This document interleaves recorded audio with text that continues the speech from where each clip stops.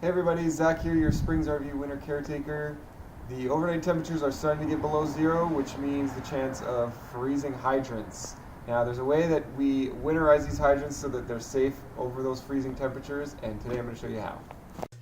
Now before we get started on that, this doesn't mean that you can't use water throughout the winter, it just means you can't stay hooked up to your hydrant throughout the winter. You'll have to fill your RV tank and use water that way.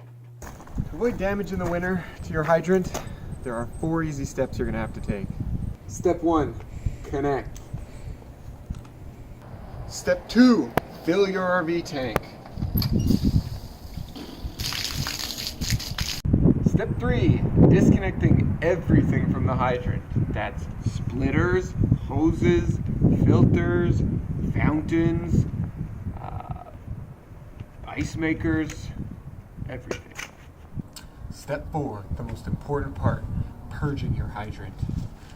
Now this takes somewhere up to 30 seconds, but it can be quicker if you've got a good ear. You're going to want to wait for it to become aerated. Right now it's not. So I can just change a little bit there.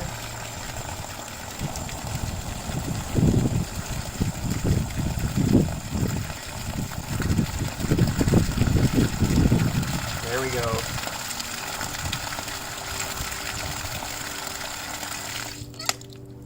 Alright, now you're good to go. With those 4 easy steps, connect, fill, disconnect, purge. Your hydrant is ready for the winter. Over the next couple of days, me and Robin are going to go around and prepare all of your hydrants for you.